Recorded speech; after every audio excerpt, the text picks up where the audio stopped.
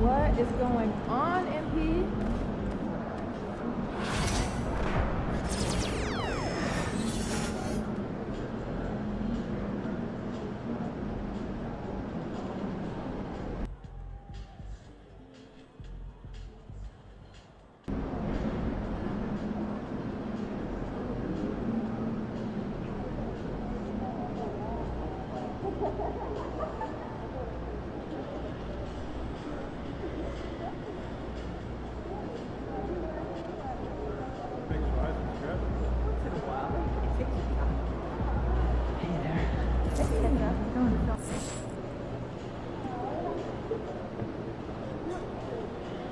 I hate the Spurs. Make sure you win tonight or it's a long flight. All right, baby. Let's get down.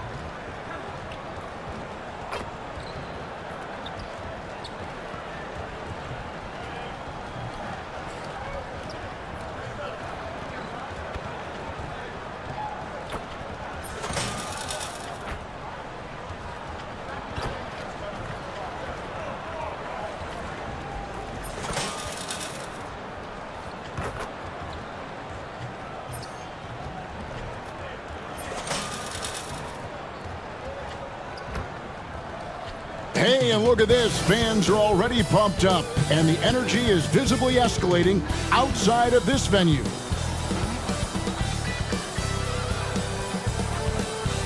Good evening, everyone. This is the fourth and final group stage game for these teams in the NBA Cup.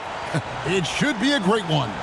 With Greg Anthony and Stan Van Gundy, this is Kevin Harlan, and we're joined by our reporter David Aldridge on the sidelines. Here we are in November. Let's see how things are shaking out in the West early in the season. Look at the Mavericks. They've got the #1 record in the conference, and because of it, each night out, their competition is going to bring it right at them. And, of course, San Antonio, just a couple spots back. Yeah, and you know, for the Spurs, it's been the kind of start to their season that a lot of experts were predicting. And by that, I mean a very strong start. Yeah, this is the start they wanted to have, but their goals are much bigger. They're focused on playing into June and bringing home a championship. Now, a look at Dallas's starting lineup. They've got Fresh. Daniel Gafford is out there with Derek Lively. And it's Kyrie Irving, and it's Middleton in at the 3 slot. And for San Antonio, Doncic out there with Castle. Then it's Victor Wembanyama. Then there's Tim Hardaway Jr. And it's Yabusele in at the 4 spot. We've seen it already this season. MP has an elevated intent to win. Anytime he's matched up against one of the league's power teams. You know what? He loves these kind of challenges. And I don't expect him to hold anything back tonight. With the success they've had in these tough games lately, he's going to go all out to keep building that momentum. And this is the 4th and final game of the NBA Cup group stage of play for these two teams. And both looking to finish strong, right? And punch their ticket to the knockout round. Now here's Middleton. Pass to Irving. Down to 5 on the shot clock. And that one's good. Fresh. I like the selfless approach from Kyrie tonight, doing whatever he can to help his team. Now, here's Doncic. He's covered by Fresh. Got a hand on it.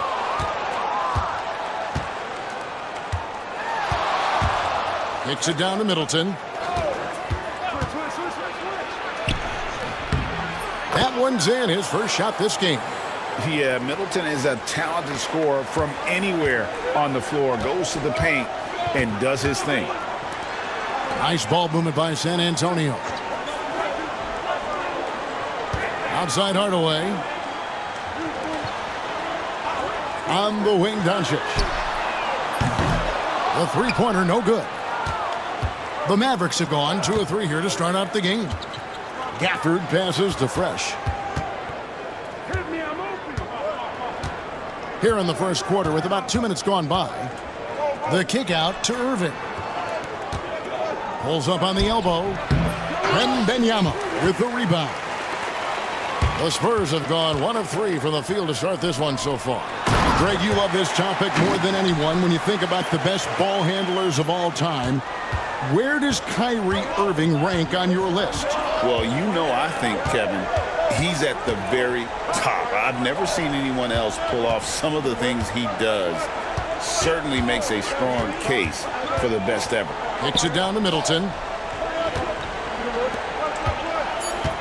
Fresh up top. Defended by Wembanyama. Fresh can't get it to go.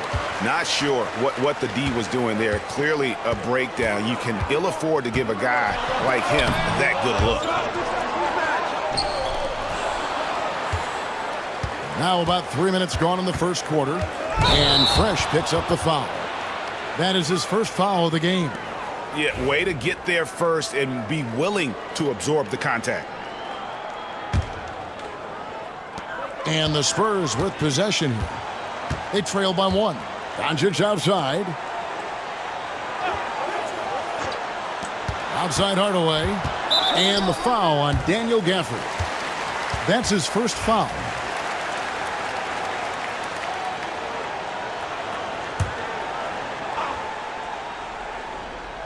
On defense, the Mavericks. Pass to Castle. And stolen by Kyrie Irving. Well, that's just great awareness. He was ready and took advantage. Doncic kicks to Hardaway. So they take the lead. I'll tell you, Hardaway dangerous in the open floor. And Jason Kidd is called timeout. He's going to have a discussion here on the sideline. San Antonio making a switch here. Branham's checked in. And we're approaching about 3.5 minutes played in the first quarter. Now we'll go to David Aldridge, who had a chance to talk with head coach Greg Popovich. Now, Coach immediately recognized the many talents of Kyrie Irving. One thing he pointed out was not losing Irving on defense. Coach said Irving is just as dangerous without the ball. We can't let him get behind us. We have to make sure someone is on him at all times. Back to you. Thank you, David. It's so assertive offensively. Middleton won't let anything, even the clock, throw off his rhythm. Pass to Branham. Wembanyama high post. To the inside. Here's Doncic. And a lot of contact on that one, so he'll shoot 2 here. Greg, you think about oversized point guards, and the gold standard has always been Magic Johnson. Now you look at Luka Doncic, and he's certainly big for that position. Definitely some positive similarities, right? But the big difference is one of those guys has 5 rings, and that's not a knock on Doncic. This is a team sport, but Magic's ability to affect winning was right there with another MJ, Michael Jordan. Stolen. Here's Castle. And he converts the layup.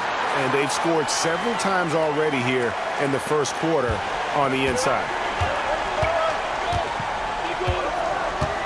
Now here's Fresh.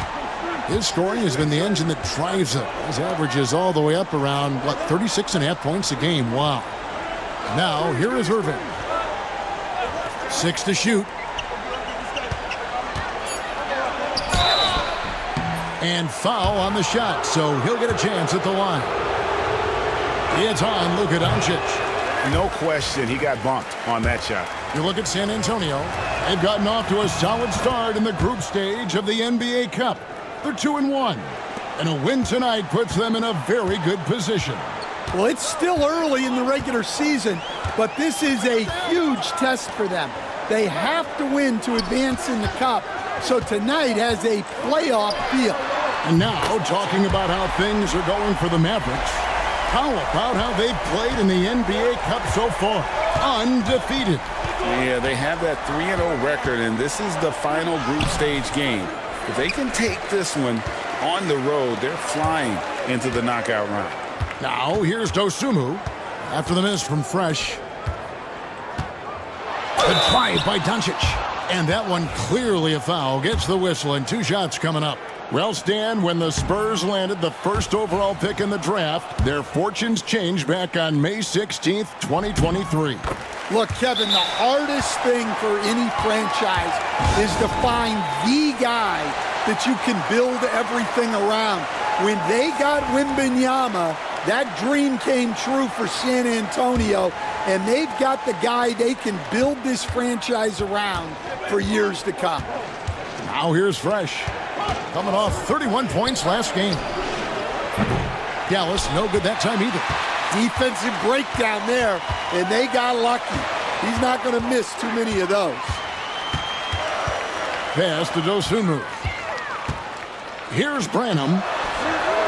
Drops in the tray. Branham's got a pair of 3s now in the first quarter for the Spurs. And the story here, Kevin, early on is how well they've shot the basketball. And here's Hardy. There's a good screen. And they wasted no time getting those 3 points back. Matching baskets from the perimeter, an earmark of today's game. Yeah, sometimes you get in a shootout like this, but you just hope that you can get a stop first. Doncic, no good. Mavericks trail by 5. Driving inside. Now here's Fresh. Not a lot of room. Goes to the reverse layup and drops it in. Fresh has got 6 points. Yeah, so skilled offensively. Getting the ball in his hands is generally a good idea. Now Dosunmu. No scoring in this one.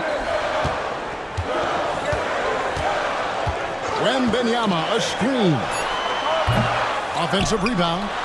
And he battles for the ball and gets the second chance bucket. And the Spurs lead by 5. You know, you have to be aware of Wembanyama on the boards. Really keep a body on him. 40 seconds left to play in the first quarter. Pass to Grimes.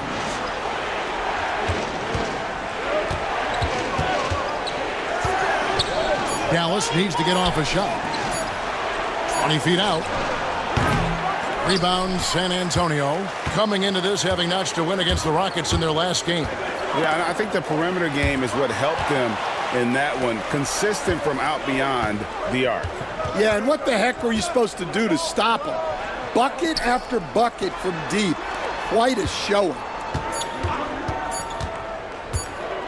Got it up. And that shot was up in time, but doesn't go in. And we reached the end of the first quarter. Spurs lead by 5. And the second quarter will get underway just after this short break.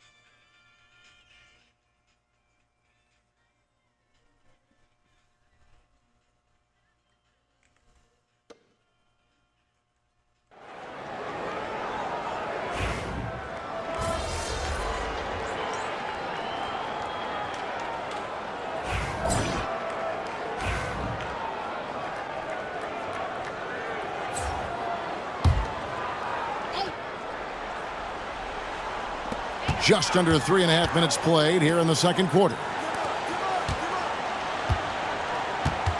Doncic looking it over. Pass to Wembanyama. To the paint. And the basket by Castle. Castle's got 7 points for the quarter. What instincts there from Wembanyama to keep the ball moving and set up a teammate. They've got Victor Wembanyama. Dosunmu is out there with Hardaway. Then there's Luka Doncic. And it's Castle in at the shooting guard position. That's the San Antonio 5. And that one's good. Fresh. Guys, 7 times the lead has changed hands here now. Yeah, and that number should easily top double figures before it's over. And now the latest from our reporter, David Aldridge. Kevin, thanks. If you think Luka Doncic makes amazing shots in the games, you should see his trick shots. It's legendary stuff with his teammates. Luka says, I'm just making them up. I like to have fun, so sometimes I just try some new stuff. And of course, Kevin, he always feels like they're going in. Thank you, D.A. He is a magician with the ball. A very creative mind, and it's fun to watch. Now here's Middleton after Luka Doncic's miss. 5 on the clock. Screen by Gafford. Fresh, the pass to Gafford. And Gafford throws it down. Well, he's a bit of an undersized center. However, his leaping ability can certainly mask that. Here's Castle. He's got 9. How's that for an answer? Right back with the dunk. Whoa, that'll wake you up. He is such a great athlete. Pass to Irving. Now Fresh. Driving to the basket. Middleton for 3. Luka Doncic grabs the miss. Doncic has got his 4th rebound in this one. Here's Castle. 11 points in the game. Over Irving. And another basket for San Antonio. It just seems like the more he touches it, the more the lead grows. Fresh with the ball. He's got 8. Irving gets a screen from Fresh.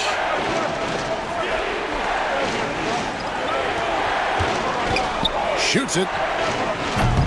Rebounded by the Spurs.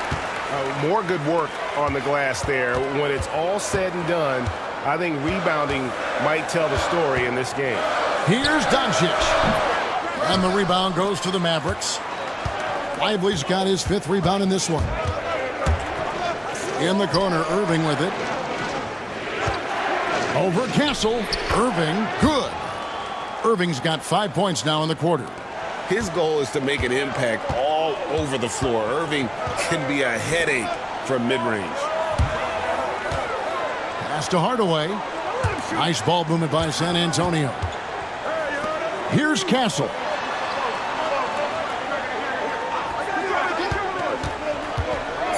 Over Irving. And it's Irving with the rebound. The Mavericks leading. Here's Fresh. Outside Irving. 54 seconds left to play here in the second quarter.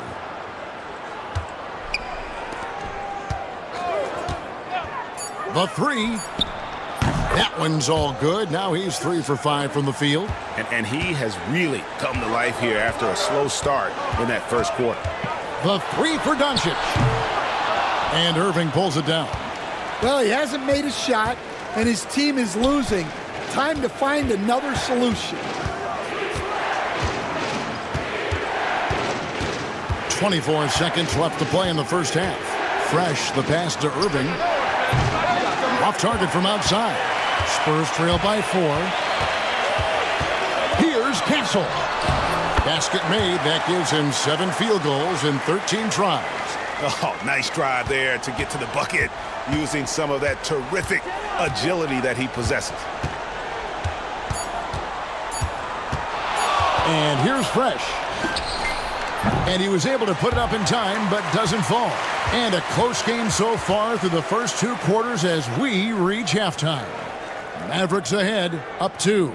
Time now for the halftime break, with the third quarter soon to follow, right here on 2K Sports.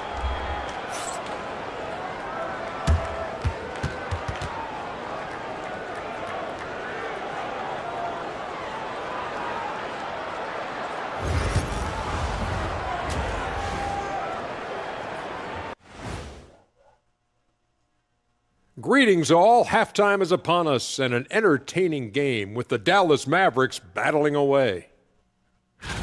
Without the points they've gotten off the bench, this game wouldn't be as close as it is. Can you count on that in the second half? It's debatable, man. Yeah, it's going to be interesting to see who's in the game for them down the stretch. All right, guys, let's swing it over and that concludes.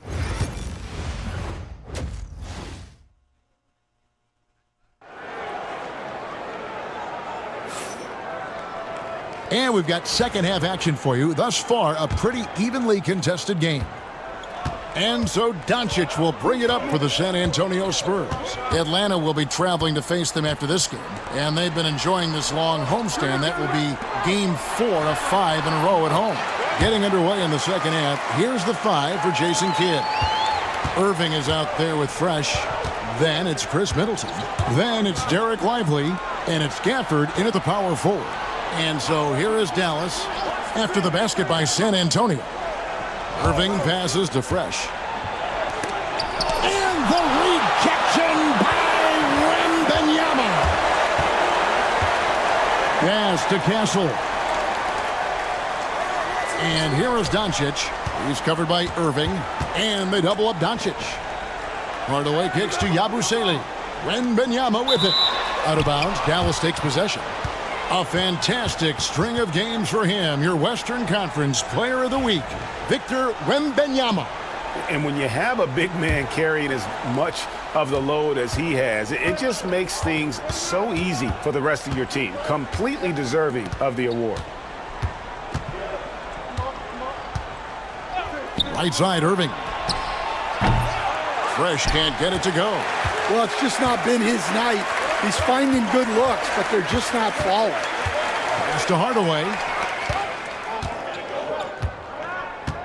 Here's Castle. He's got 17 for the lead.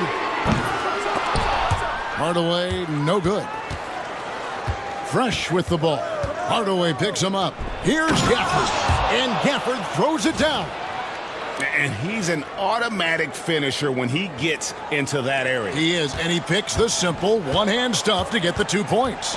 Time now to turn to our sideline reporter, David Aldridge. David. Hey, guys. Fresh in the last game against Sacramento played superb basketball. He scored 31 points, and as you may have guessed with him, a lot of those were on the 3 ball. And not only has he been great, the team is clicking right now. Now his play has been a huge reason why they're playing great. We'll see if they can keep it up. Guys? Okay, David, thanks. It'll be interesting to see, Greg, how much of that performance carries over to tonight. And, Kevin, different scenarios call for different measures. I'm sure he'll just try to provide whatever they need for the win. Well, I'm sure he's coming in with a lot of confidence after last game. He wants to have a repeat performance here tonight. For Dallas, they've gotten just one of their first 4 shots to fall since coming out of the locker room at the break. And really, Stan, Victor Wembanyama has a chance to be one of those paradigm-shifting players. Don't you agree? Oh, no doubt, Kevin. First of all, there are not going to be very many 7'4" guys come along. And then come with the skills that he has on a court, the length, his mobility, how fluid he is. It's unprecedented.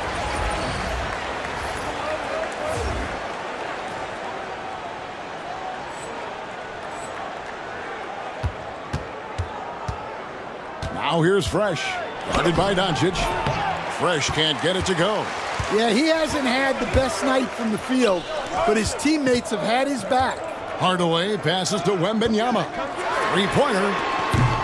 Mavericks with the rebound. And you don't want to give up that kind of look too often. Now here's Fresh. 8 points for him. Pass to Gafford. From past the arc. Another 3 for Dallas. Well, the defense gave that away. He's a skilled shooter who you have to contest at the arc. Doncic kicks to Hardaway. They get a hand on it. Here's Yabusele. And the rejection by Gafford. Doncic knocks in the 3. The Mavericks have gone 3 of 7 on field goal attempts here in the second half. Pass to Irving. Fresh up top. Unloads. Wembanyama with the rebound. Wembanyama's got rebound number 9 now. What an effort here tonight. Here's Yabusele. Shooting foul as the whistle blows. He'll shoot 2 free throws. You coach Stan at various levels for 30 years. How has the transition been to the broadcasting business? Well, Kevin, it's been great because of people like you and because I'm undefeated. Right. But do you miss the aftermath when there's at least a score sheet? There's a scorecard that says win or loss. I do miss that. There's no question I miss the competition. I miss the camaraderie of building toward a result. But I've started to get some of that in broadcasting as I've gotten to know my partners better. Well, it's great being your partner. Likewise. Now here's Fresh. He's got 11. Here's Middleton. And oh boy, a lot of contact there, but he gets the call and will shoot 2. A solid passer and rebounder, but it's really scoring where Middleton shows up big. He can be just relentless on that end of the floor. And good on the second, so he makes them both. I'm sure they don't want to send him to the line. That has to be in their scouting report. Pass to Yabusele. To the middle. Here's Castle. And Irving pulls it down. And typically he has the touch to finish when he's in tight, but not sure on that possession. Yeah, I'm not sure if he's going to be able to shoot his way out of this one or not. Doncic outside. Lets a floater go. Great D that time for Middleton. Well, his team has the lead, but this has to be a bit of a concern for him. The shot isn't falling, and it's been a forgettable night. He just doesn't look like himself this quarter. Something's missing. Yeah, and sometimes guys just start pressing. The best thing for him is to just slow it down and concentrate on solid shot selection. Ryan is checked in for the Mavericks. Najee Marshall comes in for Kyrie Irving. Pass to Grimes. Buries the long-range jumper. Grimes has got 6. And not even 3/4 out of the way. So many lead changes. The fans, guys, are getting their money's worth. Heck, I should have paid to watch this one. It's been a nail-biter. Here's Castle. He's got 17. Wembanyama, left side, cans the shot from the wing. Wembanyama has got 6 in the quarter. And there's a minute 45 left to play in the third. Pass to Grimes. Dallas moving it around. Now here's Fresh from deep three-point land. Rebounded by Victor Wembanyama. Here's Castle. He's certainly been a consistent piece of their offense, averaging about 14.5 points a game.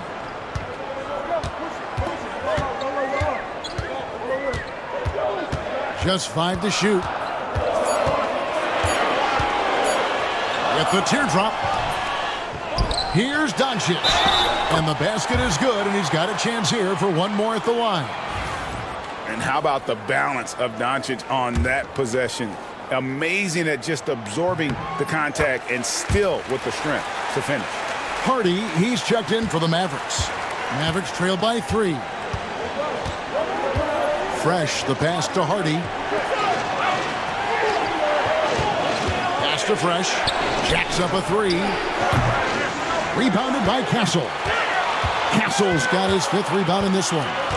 Down low. Here's Champagne. And he could not get that one to go. A lot of contact, and he'll go to the line for 2. And you don't ever want to get into the habit of letting the offense get to the rim. And if they continue, Kevin, their outstanding free throw shooting, that'll help them seal the deal.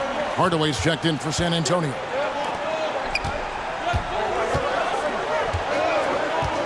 There's 31 seconds left to play here in the third.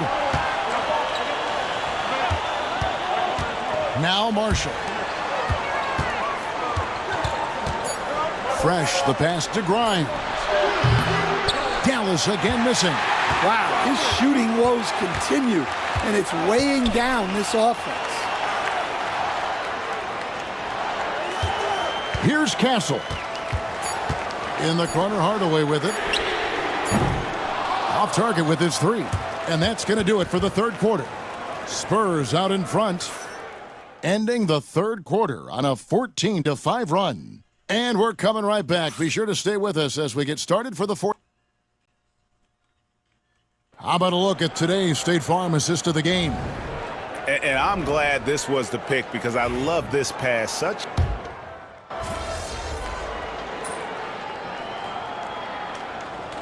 A look now for San Antonio. Yabusele, he's checked in for Victor Wembanyama. Castle comes in for Hardaway. And Doncic is subbed in for Dosunmu. Then for the Mavericks, Derek Lively, he's checked in for Bryant. Chris Middleton comes in for Marshall. And Fresh subbed in for Hardy. They've got Castle. He's out there with Doncic. And it's Champagnie in at the 4 spot. And that's who's in the game for the Spurs. Pass to Irving. Over Castle.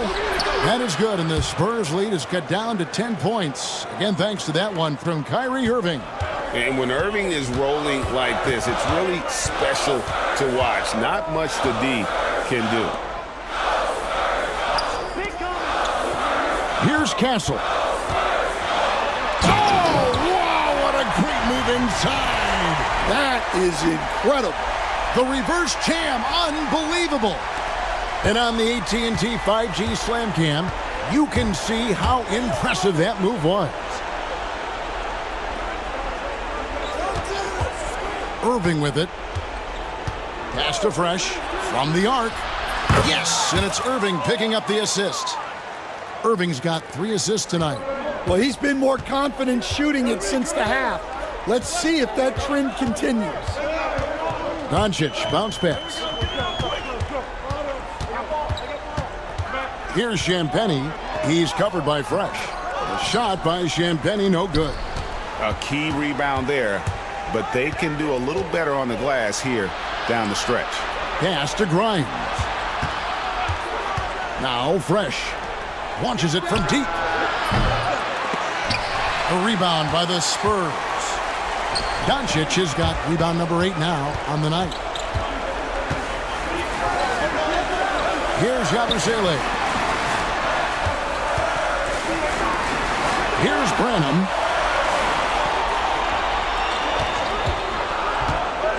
The Spurs need to get a shot off here. And that one's good. Champagnie. Well, passing may not be a highlight of Branham's game, but he's not a selfish guy who will just force his own shot. And Jason Kidd is called timeout. He's very aware of the timing here and the significance of getting things squared away with his team. Daniel Gafford's checked in for the Mavericks. Fresh, the pass to Irving. And here's Fresh. Plays it up and in on the nice reverse. Fresh has got 5 points now this quarter. I mean, if the defender is going to play off like that, then you know what's going to happen. There are going to be points put on the board. And that's a special play coming from the one spot. You know, his passing can take a backseat for that dunk. Wow. Wow, that is an impressive vertical for a point guard. My goodness. Outside Irving. Shoots it up. That is good, and the Spurs lead is cut down to 10 on the bucket from Fresh. 1:33 left here in the fourth quarter. The three for Doncic. It's rebounded by Dallas. And the great shooters know when they've got enough opening to go for the three. I didn't think it was a bad choice on that possession. Spurs leading by 10.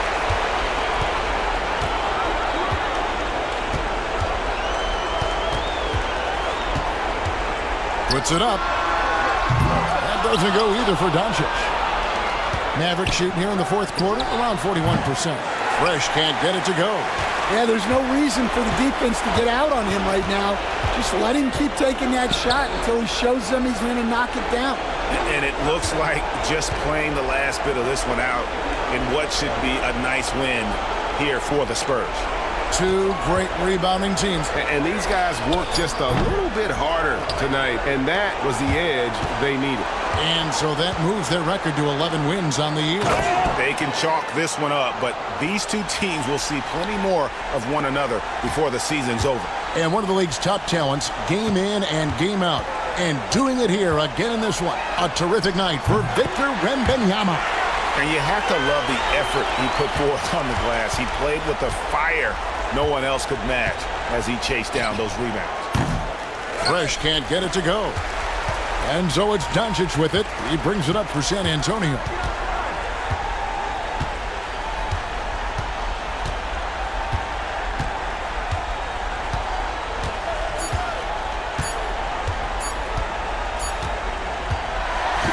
And so it's San Antonio easily taking this one. So they finish out the NBA Cup group round as a 3-1 team. And whether you're focused on the NBA Cup or the big picture of the regular season, early wins like these are great for your team. Thank you for joining us. That'll do it for now. So for Stan Van Gundy, Greg Anthony, and David Aldridge,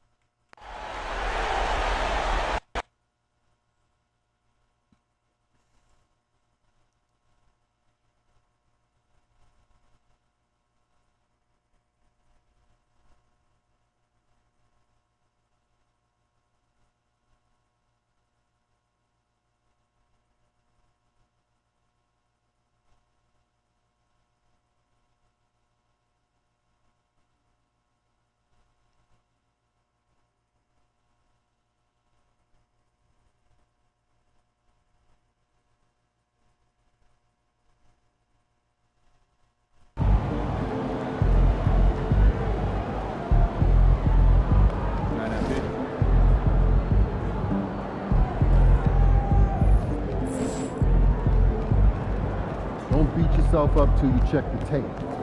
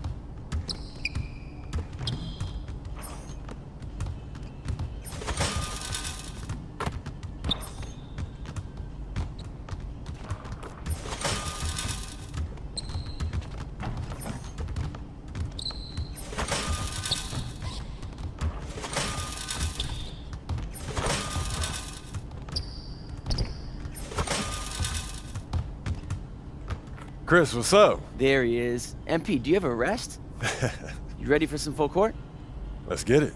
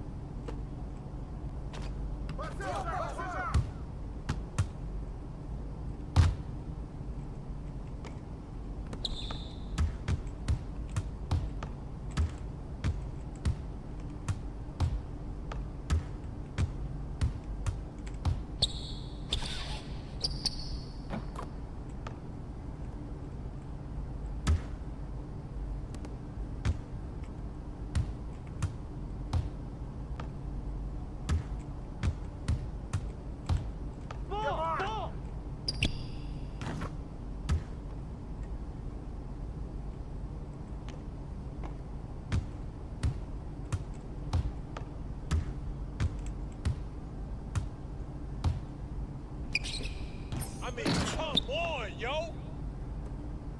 I got it, I got it.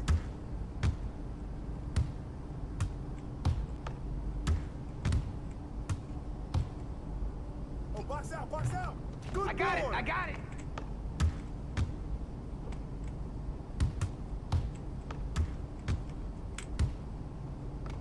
Hey, yo, right here. Hey, good look.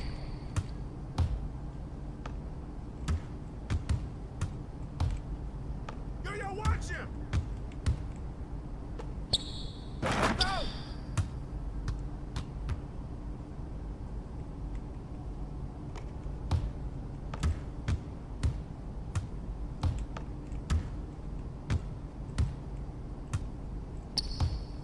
Hey, let's go. Move around.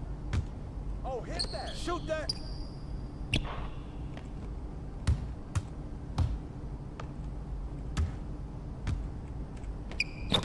Someone get on him.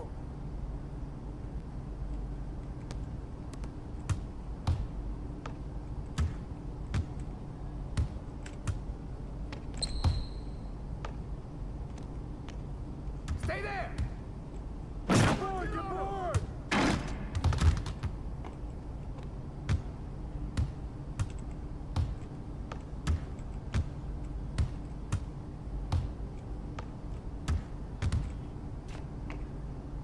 Hey, nice three. Keep taking that, Cole.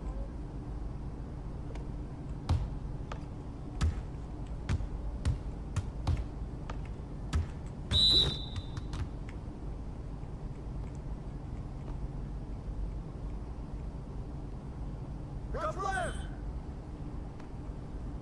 I'm coming. Move on. Box.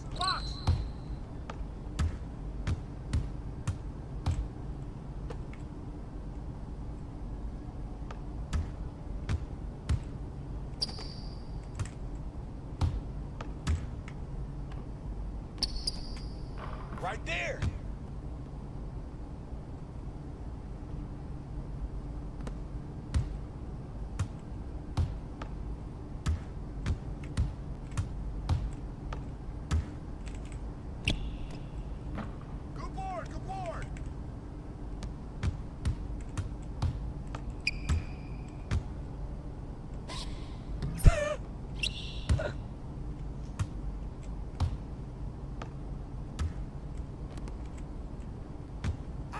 here. Watch out, watch out.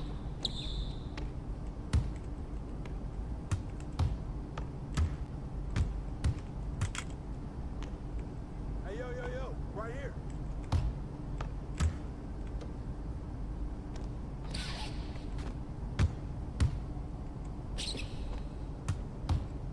Who's watching him? Hey, hey, look at yours, look at yours. Hey, hey, hey, help, help, help.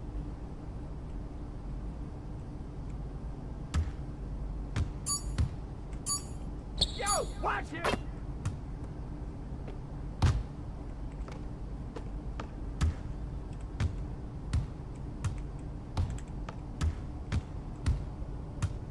Hey, come around, come around.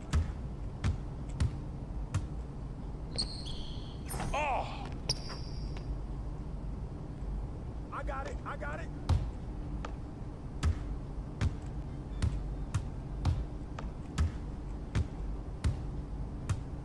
You got him. Yo, watch him.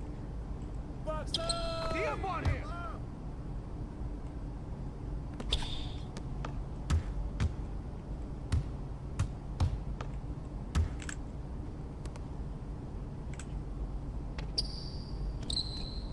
Oh, what? Get on there! Get on there!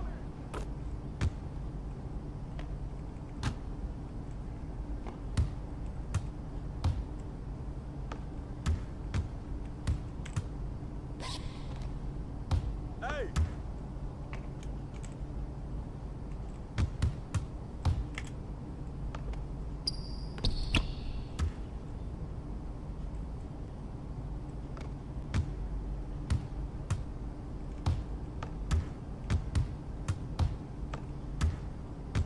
Ball, ball! Hey, hey, yo, watch him! Get him! Get him! Yeah, smash that board!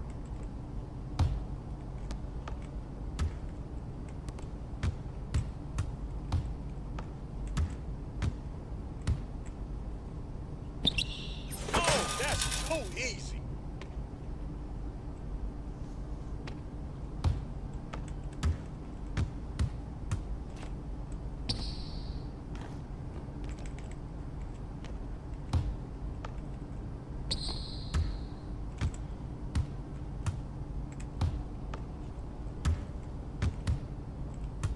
Hey, let's go. Move around.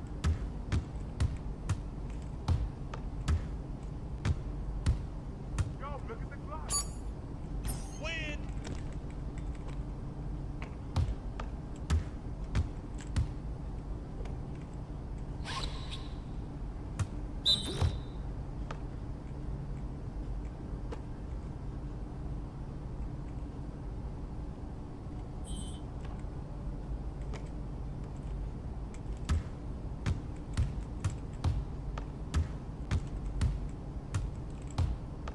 Don't forget the clock. Bust that. Take that. Hey, yo, yo, yo. Right here. That's all right.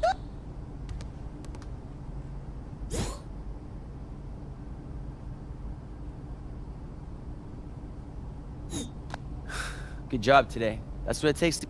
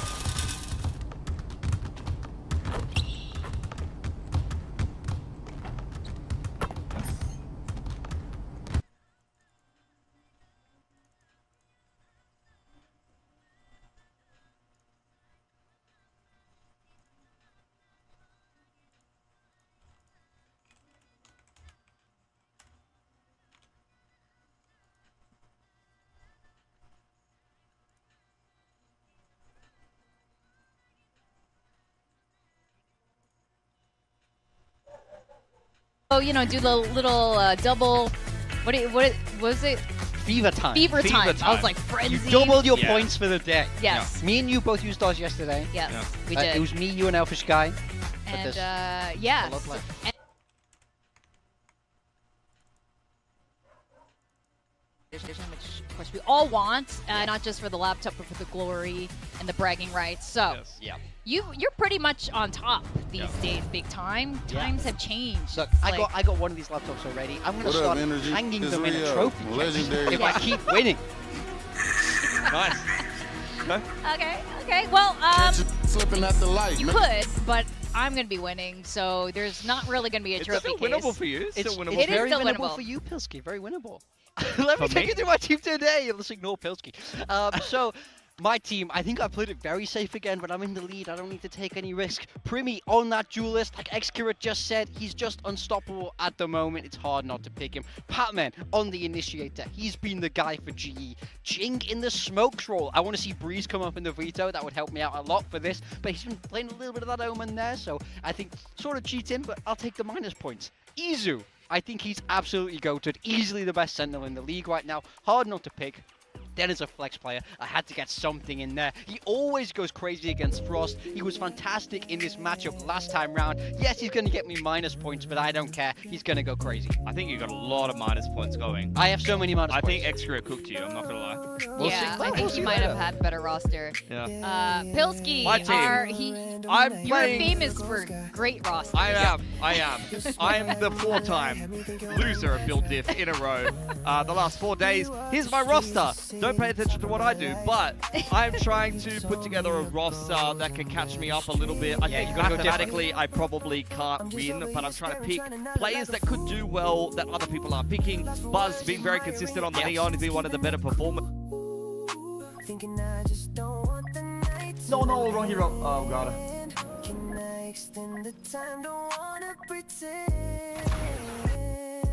I in particular, he's going to get me good numbers. I got to back my boy Autumn. In fact, if you go Autumn downwards, basically I can summarize it in one word. Chamber. That's true. That's Really? it. Okay. Chamber. More chamber, more frags, more ops, please. I can't believe you chose him over Pat. Like, considering, Everyone's you know, how picking Pat's... Pat. Yes. No, Yeah, but I- everyone's picking Pat. I can't pick Pat because I'm so bad. Also, I will say, I think Autumn on that Phoenix yesterday was actually very impressive as well. So I think I like where you're going with this. You got I'm to go trying to different. avoid minus points, and the first thing you say is Autumn on the Phoenix has been great.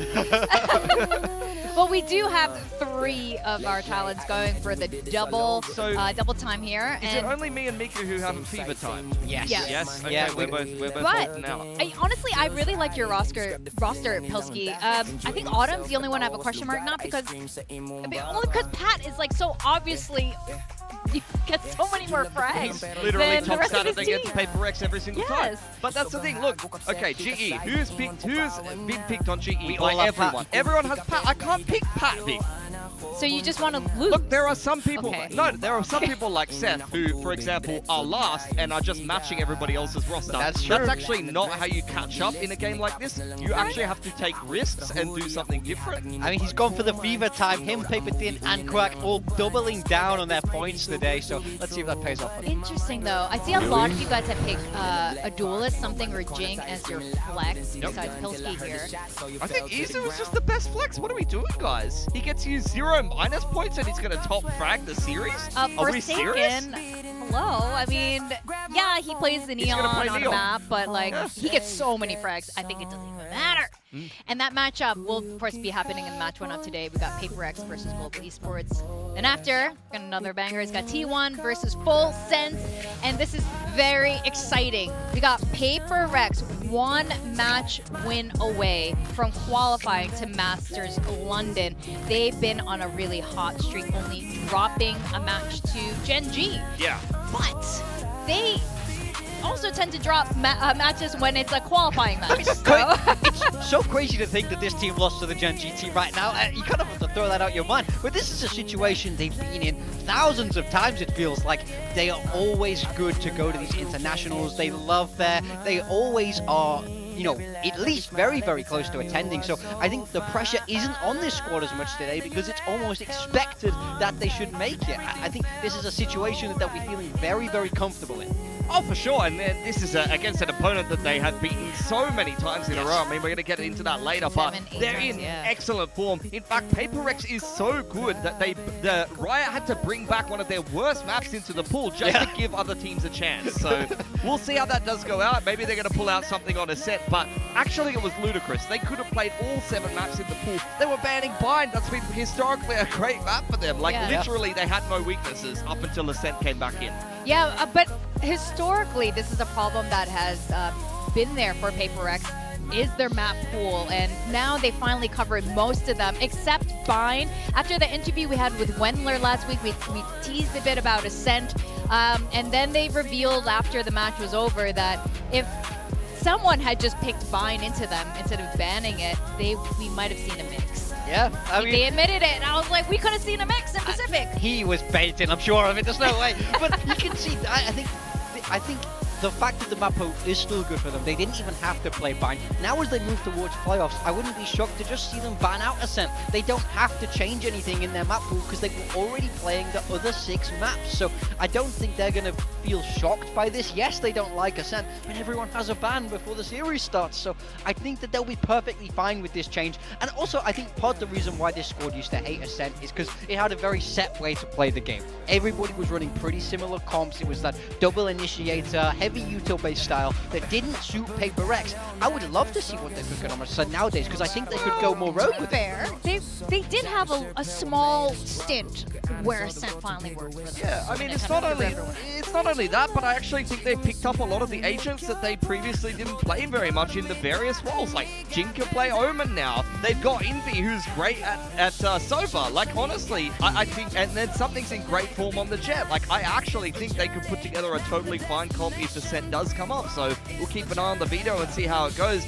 As mentioned, though, something he did have a little bit of a stint on the Neon. Wasn't the greatest outing. He had one good series. He had a couple of pretty bad maps and a pretty rough series against Genji. I think that was a big contributing factor as to why they actually ended up dropping that series overall. But since he swapped over onto the Jet, he has been phenomenal. He's been putting up really, really good numbers. But particularly against GE, he was like 45 frags in 2 maps or something like that on Jet. He absolutely destroyed GE on Jet the last time he played them.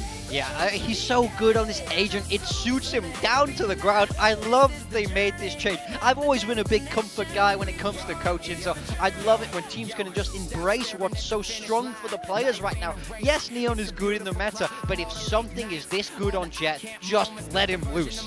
Yeah, that's right.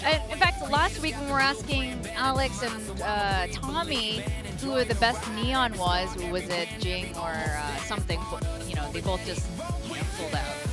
Something, they said Ilya can't play Neon, basically. But it doesn't matter because something is playing against Global Esports today. And even if he's sick, he likes to frag against them. Crystal there being his good buddy. I think one of the questions, of course, was the Russian players between Jemkin and Crystal yesterday. And who do you guys rate as the better Russian player? Look, I mean, something better Russian player? Something has a claim to be best player in the world, and country's irrelevant of that, so it's hard to pick anybody against him. But this GE squad, this is their first time in playoffs. They got their first win in playoffs yesterday against RRQ. I think this team is going to be riding on cloud 9 right now. I think they're going to be feeling great about this match. Yes, it's a matchup that's not gone well for them this year, but you would argue that, now they've played a lot more games, there's been a lot more cumulative learning, a lot more experience there. Is it enough to get that win across the line today? Yeah, I think you look at the org history and this team specifically against Paper Rex, Frost's history against Alex, there's a lot of pretty bad records there for GE that go against them. But I'm a firm believer actually I've observed it many times in esports that you can only lose against the same team for so long until finally something clicks. And I think GE, you've seen this roster come together, a cumulative effort over time of building around different players. It started with Utatime Crystal and they've just picked up more and more good players.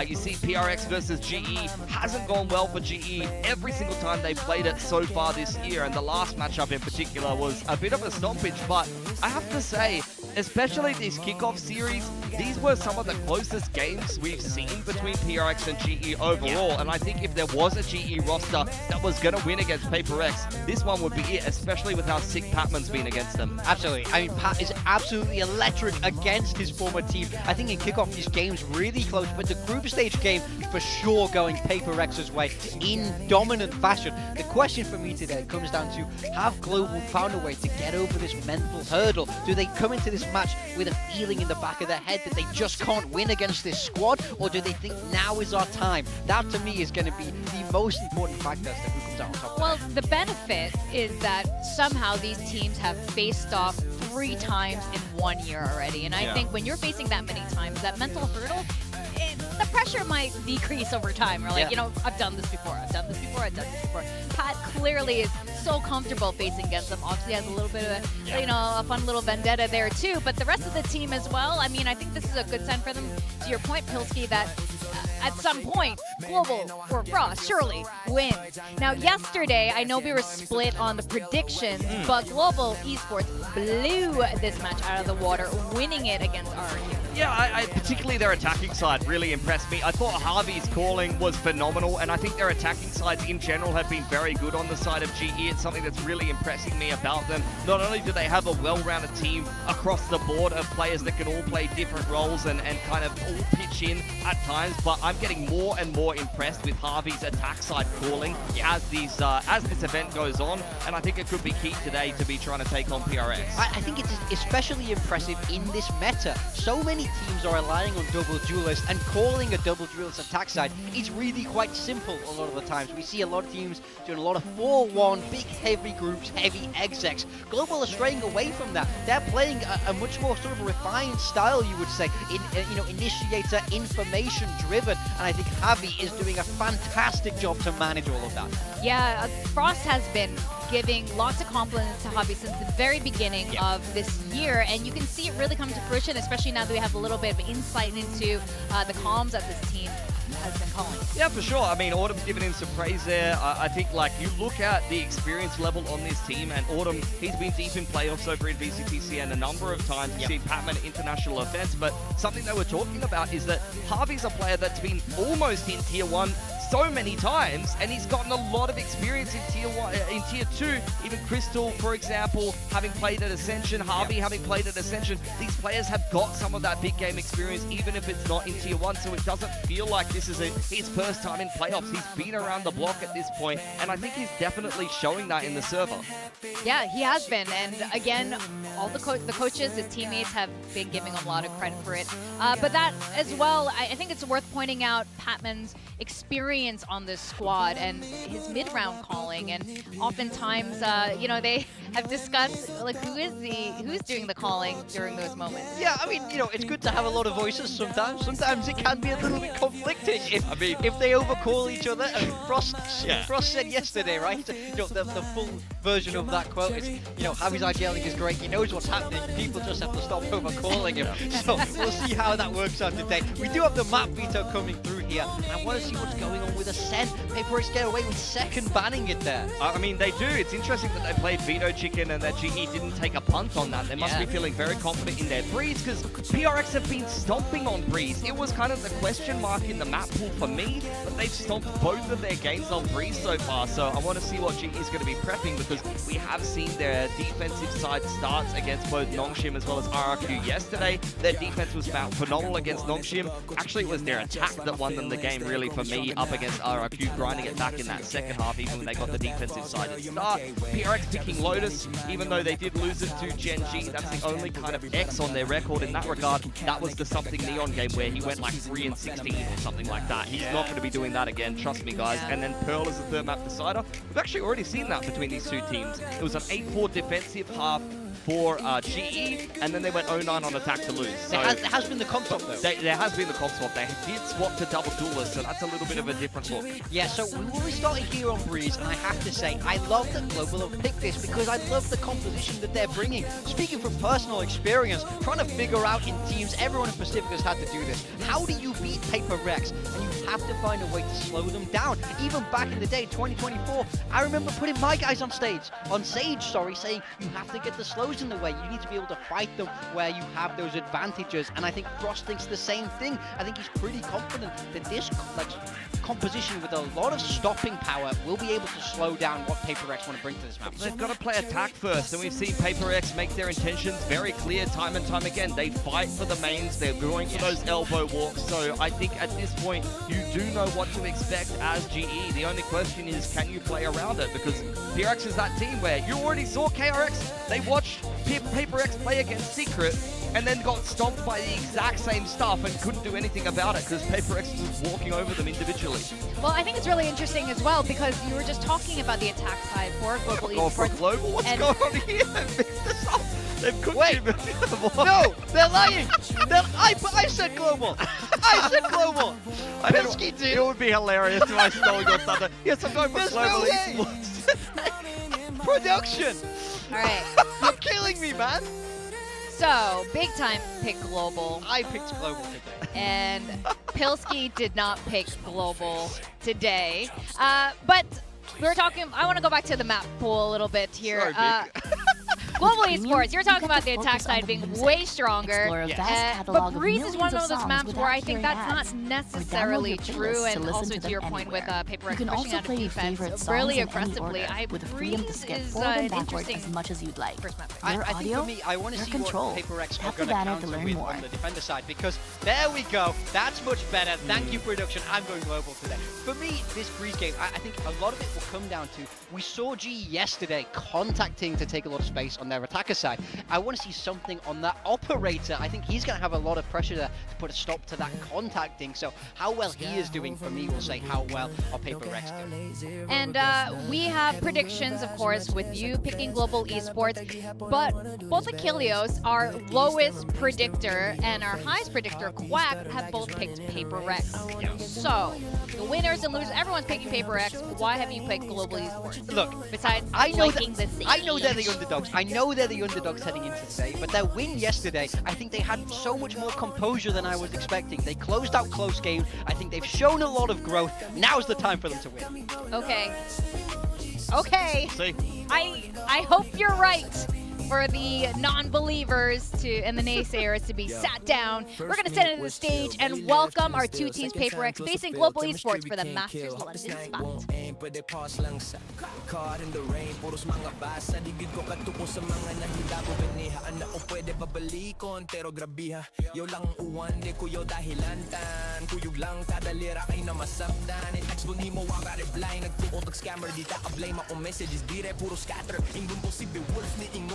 Buang nga at kung o pagtarong diha kay wanyag di black tika di ka mabiro ako ni kasama ni mo ganiha sa bus o ka remember ako dolten to laging langas namutan ako ano gadali ka guli ato dugay ni reply mo lang basta ma on the go take care can't wait till I see you again sige I better gonna pull but I gotta be smooth steady with the move type line but it's deeper can't hide these grooves what you doing got me going, got me going. Alright, send emojis. Sakay sa trip mo, hinga on it. Tawa sa gabing ito. What you doing tonight? Got me going. Alright, send emojis. Sakay sa trip mo, hinga on it. Tawa sa gabing ito. Everything in my pocket, I'm hoping it's you. Soft glow message pop decoded in my sweet dreams loading out and see you. Anyone will do it. Girl, with every word you say, Today's matchup.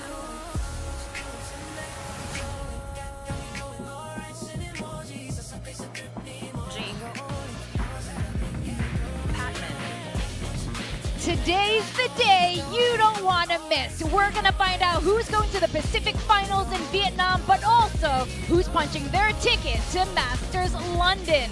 Now, while this is Global Esports' first playoffs run, Patman is no stranger to internationals, very much thanks to his former team, Paper Rex. I love that these two guys are like the ones who come out first. They've been the spearhead of both of their teams, fighting to all their way through the playoffs to get to this Masters London. Yeah, they've been the big two performers. I mean, Jing is the global ACS leader for a reason, and Patman has been actually the best player in the server for 2 out of the 3 matchups between these two teams.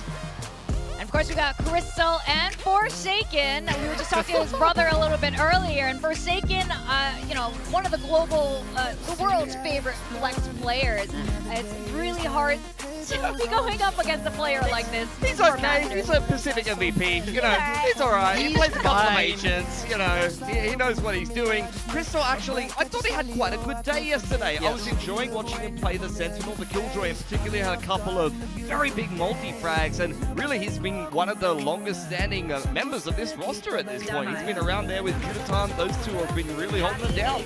And speaking of long-standing members of VCT in general, it's got to be Divide. Ooh, they all got sunglasses on. They get up the $2 store. They've been shopping.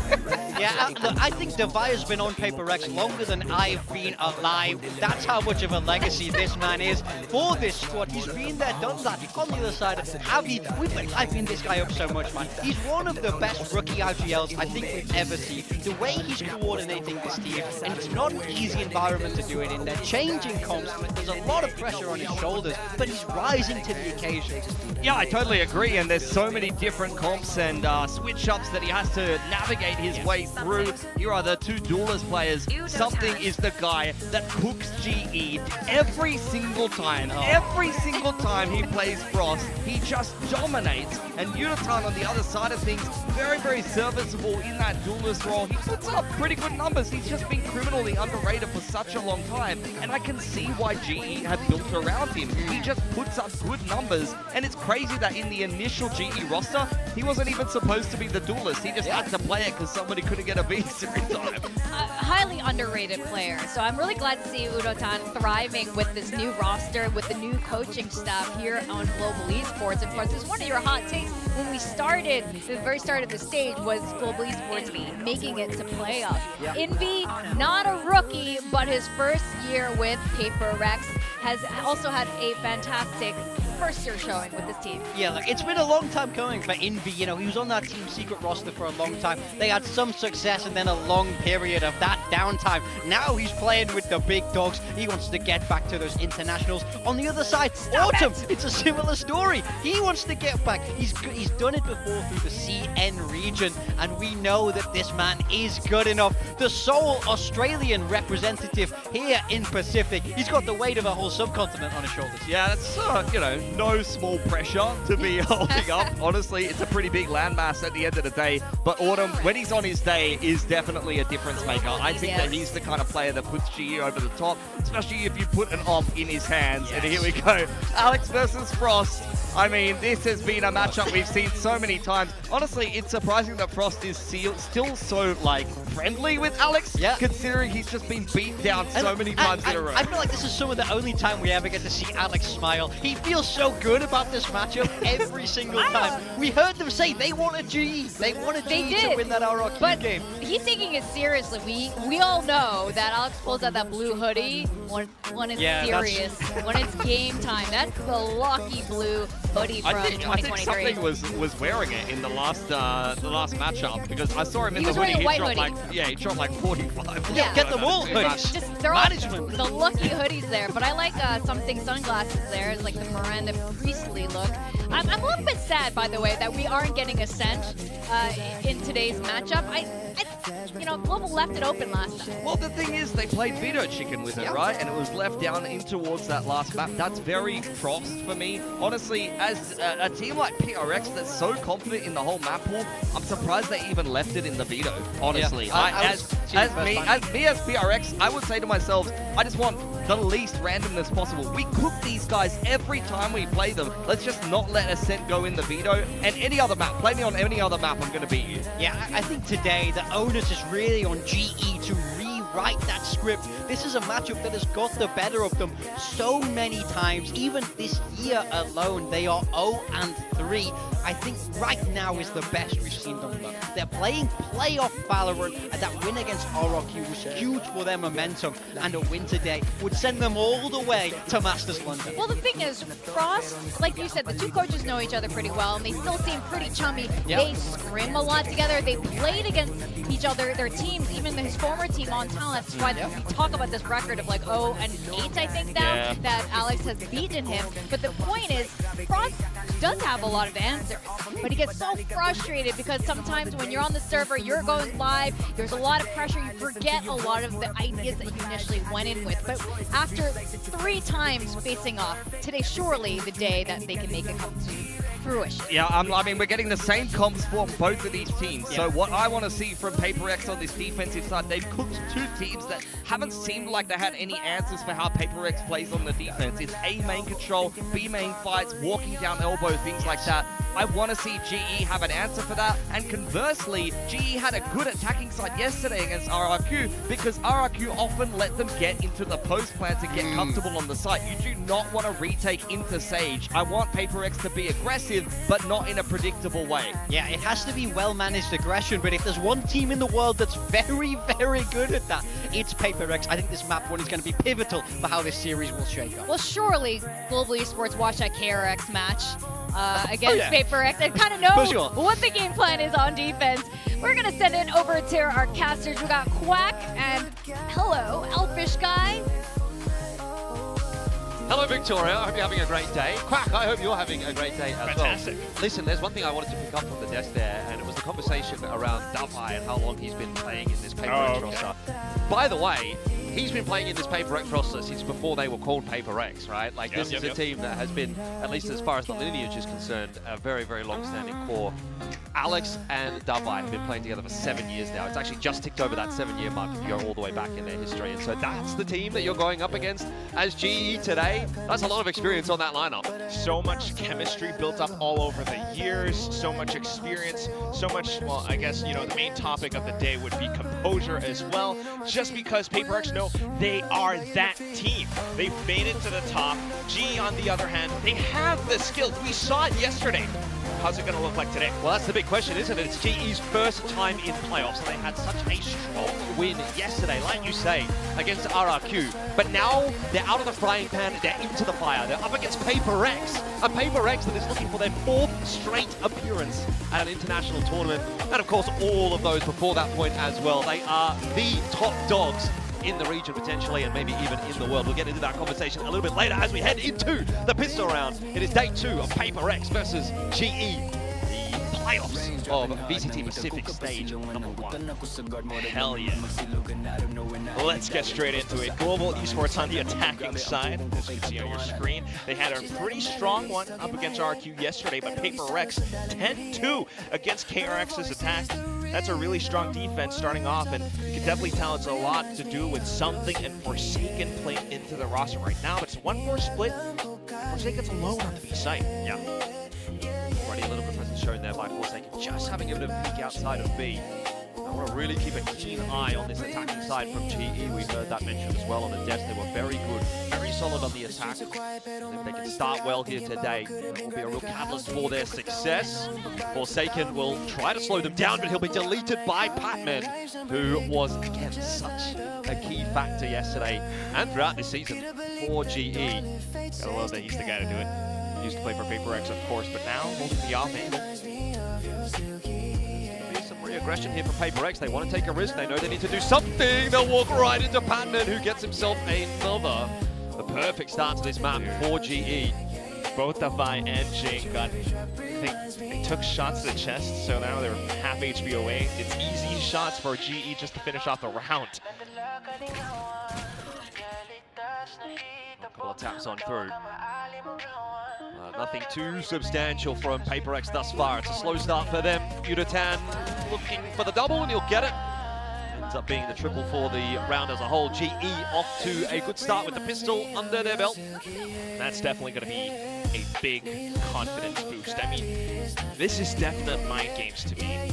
You're talking about Global Esports and how they've prepped coming into this week. There's no way they don't come into this thinking they will be playing against Paper X. 100% they're going in with that very play in mind, and instantly can already tell Pat setting himself up towards middle. The whole team avoiding the entirety of A site. The lurk coming in even. This team is looking to play. And now they've got the guns to do it with. Meanwhile, Paper X stacked on the wrong side once more. It's just a pistol though, of course. Have to appreciate the start for GE though, you know, coming into a matchup like this one. I think there'll definitely be some nerves. They will feel good after the result that they had yesterday against RRQ, but Paper Rex, like I said, is a bit of a different beast. It's kind of like going from the frying pan into the fire. And so to be able to start well, comfortably in the pistol round, and it's just it kind of starts your campaign in this game a little bit earlier than if you're fighting from behind, and I think that's got to be a good feeling for them. Of course, that obviously does mean you still need to get through this round. Very careful approach from Global. They've taken the orb, so Paper Rex somewhat aware of that, but they're not seeing anything elsewhere. Thinking about setting up a counter recon and be holding on to it, but Global are approaching A site carefully. Davai, the key factor in this round. That wall just keeping things honest over towards B, but A. Plan has gone down. Davai with the headshot onto Patman though. I'm staying close by. Should have some good shots because his opponents are shieldless. Otherwise it comes down to Yudotan and Gang on A site to try to hold the close plant. Something's really trying to creep his way out onto A here. I don't know if Autumn's necessarily going to come into play. He does catch Forsaken on that rotate. In the end, I've spoken too soon. Two players walk into him. I thought they might just bypass him and try and go for the retake. Anyway, Harvey for the double. The collat onto Envy. Take it. GE with 3 guns through from that last round. Not too shabby. Lovely to see. We'll put an asterisk on the Marshall. That's going to be a bit of a misnomer going into the next one, but at least still a gun to work off of. Meanwhile, Paper Rex should be starting to get a read for how Global might want to approach these rounds. I mean, the calling between the two teams definitely a big factor coming into this matchup. So far, it's been Paper Rex running circles around Global Esports in both orgs' histories. But today, I have a feeling it's going to be a different story. We start things off with some utility while Paper Rex peeks out middle. I mean, this is the round where Paper Rex really want to turn the tables a little bit, isn't it? They've obviously got their reinvestment, or their investment, as it were. First one for the map, for the series, and immediately having a bit of impact is Davai. B-side is open, though, for GE. They'll start to waltz their way in. Envy spot them out on that pixel line, set up with the drone for the retake. Lurker's dealt with as well, just the side remaining. Bit of an aggressive play here from GE. I don't half mind it, but Davai's all over it apparently. Yudotan's going to have to clutch this down in the 1v4. He's already picked up a couple. TP forward was awkward timing, almost 4. Jing doesn't quite get punished for it. Reload required now for Yudotan, but he is under so much pressure that I don't know that he's going to be able to get it. Has to try and tap away, and something will put him down. It is Paper Rex's first round on the board. Neither team getting off to a flyer of a start, both involved early. Yeah, at least guns removed away from Paper Rex as well, so it could be difficult for Paper Rex to keep the momentum going, but nonetheless, a pretty good recovery still. I mean, big damage found, and it's a lot to do with Davai and his sharp shooting. Apart from that, just recognizing how Paper Rex wants to dissect the map. You take away Patman, you take away more players away from the site, and that's less problems to deal with. Makes the entire retake a little bit more easy to deal with. You know that Pat tends to be that lurker, and that's exactly how Paper Rex wants to approach a defense. So more mid peaks, this time in towards elbow. Nice shot, gets the better of Envy. That paranoia, of course, will push him away, but it's too little too late to do anything about it for Paper Rex. This is that calling from GE. We saw it just a bit yesterday. RRQ is starting to slow things down. That's how Crazy Guy loves to call. Frost kind of talked about it in some interviews. And instantly, Javi's making the rotation, the switch up. They slow things down themselves, wait for Paper Rex to peek out, get the punish in, and decide to hit and slam the A site. Triple wall, 5-4 wall plus. Yudotan setting himself up with that fast lane, gets them into A pretty comfortably. Spike yet to go down. Paper Rex is still kind of floating around. Try something prior to that spike getting properly confirmed. Eventually, it will draw off the wall right in the face of Forsaken. He's not going anywhere right now. Does break it, but there's an orb straight through as well to slow him down, and there's just no entry allowed into the A side at the moment for Paper Rex. Overdrive popped here for Yudotan, having to take that fight forward, but so too are Forsaken and Jing. It's all about Harvey though with the 3K. GE are certainly fighting at the moment. 3-1 the score. super tough retake, and that's exactly what Billy was talking about on the desk as well, just mentioning the fact that GE, if you allow them to get comfortable in the post plants, they're going to be able to set up, and set up they did. Look at Hobby. The timing on the stage roll initially, but they effectively set up this line of scrimmage which forces Paper to take those duels after the fact, and that's where GE has a lot of strong angles to deal with it. The full spray down from Hobby awards him that 3K, yeah, and he's still sitting on those ultimates as well. Alex not very happy after that last round, as you can see. Straight in, early timeout going to be called.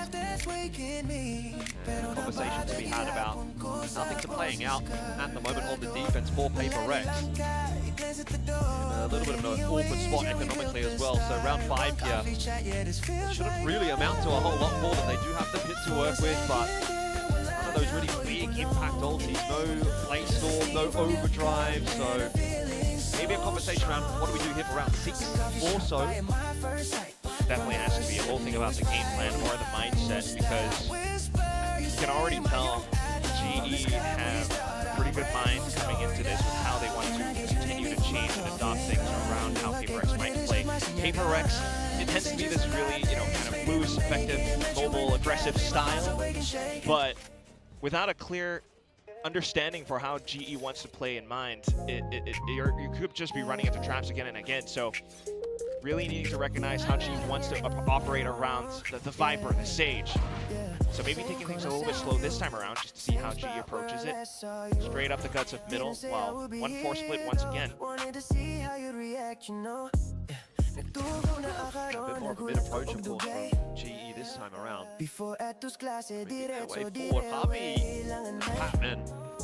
Two to maybe keep an eye on in this round with the way things have been going. Forsaken and something immediate answers out with the pistols. So 2 for 2, that's not too bad as far as Paper Rex is concerned, and this is starting to get a little bit awkward. Shock dart through, will grab another. That is going to pull the res out of Harvey.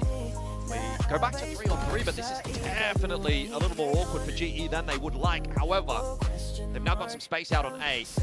That is going to allow them to start to pressure the plan. Jing gets one on the cross, no more. It's on to Davai. He's got a rifle in hand with 16 shots available. This is very winnable. GE go quiet. They've got time to try to bait out a peak. They have the spike to work off of.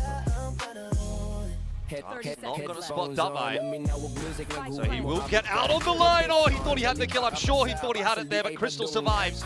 And he'll get healed as well by Harvey. So for all that work, Davai is getting nothing so far. GE holding strong on the site. They've crossed back as well, which Davai has no idea about. Surely it's over. Davai can't get it done anymore. The 1-2 punch will have to be too good here. Gets that reload off at least.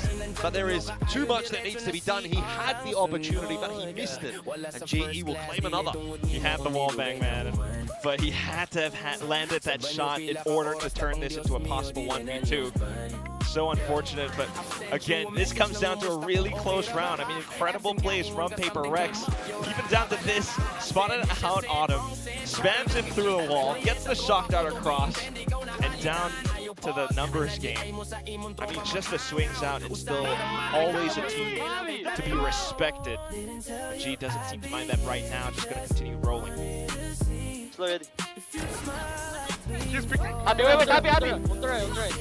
I'm going to my smoke, Happy, going to my smoke on left. Let's go together. I didn't take cover, You can see how awkward it has gotten here for GE immediately. Paper Rex on the aggressive, and it's worked out. The opening pick goes their way. Plan's still going down. They still commit to that GE. It's a bold play, but might just work. Forward positioning though from Jing will catch both Patman and Harvey off guard. Autumn trying to salvage. It's not going to be possible. Crystal is now alone, and this is a pretty doomed angle. How's everybody missed? Oh, what? Paper Rex, what's going on there? But it doesn't matter. Defuse will be secured anyway, and Paper Rex will get themselves their second. A little bit more costly than it might otherwise have been, though. But I think they're happy with that one too. Still double up investment, and it pays off. I mean, just the early pick, and that allows them to continue to cement themselves around the site, prevent G from getting comfortable in the post plant positions. You might have the wall, you might have pillar, But after that fact, Paper X already kind of know where you're positioned as well. They're just going to be able to delete you bit by bit. And they continue on with this sort of aggression. Forsaken not relenting from pushing down elbow, while the rest of the team this time towards A main. Solid said he wins the race this time around. GE laid out that ball over towards A. Breaking the trip is going to put some seeds of doubt in their minds, but still the aggression. Hunter's Fury through here is really disrupting the offense. Damai can't quite catch up with Yutatan there, but Jing at least helps him out in the end though. Damai maybe a little bit shell-shocked after that one. This round is getting real messy. There's a pin that's been ripped now as well on the attack. It's all over the place, but still no plan. Yeah, multiple ultimates, but it's all a possible fake. The rest of the team trying to pivot across to B somehow. The pit's always going to be a question mark, but the drone comes in to clear it through. I don't know that it did a great job of clearing it. Patman's still kind of hanging around, really causing an element of doubt in the minds of Paper X here. You can see how busy he's keeping them on A. Meanwhile, that rotate coming through from GE over towards B. Patman is getting so much work done here, and every second he wastes is valuable. Importantly though, Forsaken still here over on B, locking it down, gets the double, and might just get this done alone. All on the shoulders now of Autumn with only 20 seconds left. He's got to find the 1v3. He's got to move quickly. Time of the essence gets the better of Envy. How is he going to dislodge Forsaken? He fakes the tap, it doesn't draw out the peak. He has no idea that Forsaken is just chilling, waiting for Jing on the flank. It's even not necessary as Forsaken will finish off a very nice individual round. 3 for Paper X. It was a good effort from GE, no doubt, and Patman nearly got it done, but Paper X reigns supreme this round. Yeah, momentum slowly coming back. I mean, this entire matchup, so much tempo being played, just back and forth with the slows. Multiple ultimates dumped in this round. Hunter's Fury, Viper's Pit, tour de force. But Forsaken gets such a good read. Just comes back and nails the shot and has that nerves of steel. Mr. Word.exe himself comes back in to silence the entirety of GE. Off to the next round though, and GE will come in with a partial investment. GE once again quickly taking that main position, but it's out towards middle that they're having problems. Something tapping away. It's these scoped rifles that are really giving them problems at the moment. The Ops, and of course the Outlaws. They are still making their way into A here. They found a couple of openers. If something were to drop, that could be concerning. But of course, something knows better, and Envy's there to help out as well. Equalizing round for Paper X. Yeah, one of the most slippery jets that we have over in Pacific Something. The desk kind of mentioned it. They had a graphic talking about his 7, I think, map win streak so far ever since swapping back to this agent. And he's still doing the same thing. It's kind of an anti-ego, sure, but this definitely hurts GE for the future rounds. I mean, they've been trying to slam sights now, and it hasn't really quite worked out ever since the scoped weapons, as you aptly put it, Elfish, has come in. Now they bring out their own Autumn on the operator. It was a little bit streaky yesterday, had some very good rounds. Do that again. You can just pull one through here for GE to break the streak. Paper X has been putting together. That's 3 in a row now off the back of the tack timeout that Alex calls. Oh, the pit though, just slows things down to 1. Things to go well through the door. Jing dumping Util, trying to slow GE down. Unable to do so. He will be wrapped on by Yutatan. They're not going to be able to get control of A main very easily because the pit is there with Damai in it, but they'll still be able to get a plan. Yutatan maybe taking a little bit too many liberties there, and now Harvey isolated in a duel against Forsaken with that op on the other side of it. There's nothing you can do. So it's all on Patman and Crystal to try to hold off this retake, which feels a pretty doomed prospect at this point. Paper X just kind of styling on GE in that round. This is just a masterclass. Both teams going back to back, but now Paper X slowly starting to wrangle control away from GE. I mean, look at how they're operating. First of all, the pit, sure, and then maybe Jing falls, but although GE really tries to slow down the pace a lot, just because Paper X is slowing down the pace a tad bit further with the operators, they're able to take these picks the way they want to. Mr. Observer, please. I love that so much, but I kind of want to see it from the other POV, just watching the tech from how Forsaken gets that jump peek in. And this definitely becomes a pretty big problem for Global Esports. They've tried it fast, they've tried it slow, but the shots aren't, you know, well, it's not necessarily shots though, is it? It's just, you don't really know when PaperX are going to be positioned. You saw Yudotan trying to go a little bit further to hold it up by A bridge as well, but it still doesn't really pay off. Now they're broke. Yeah, I mean, I don't think it's so much that GE are having bad ideas, right? Like, they're getting into the sites a lot, they're getting the plants a lot, they're getting quite a bit of space, they're definitely toying with the rotates of PaperX here and there as well, but there just seems to be this little sort of extra 5% on the execution front right now for PaperX, where they're picking up maybe a multi-kill from someone in the mid-round that swings the round back in the favor of PaperX, so that little bit of X factor is there at the moment for PaperX, and GE are still kind of trying to find that. They kind of came in with that momentum, right? GE started the day well, with that momentum through from yesterday. It takes PaperX a little bit longer to warm up potentially on the stage after not playing yesterday. But now that they've arrived, they are looking a pretty indomitable force. There's 4 rounds in a row there for PaperX that GE are not going to like to sink their teeth into. And still with the double operator. GE though trying to pick things up just quick with the pistols for this round. Yudotan on the button. Something's going to hear that drone headed in his direction and just tries to force the issue, but not able to find the line this time around. This will be Forsaken's turn next. So you've got 2 ops, and they're both on the same site, and they're both holding the same line. That's crazy.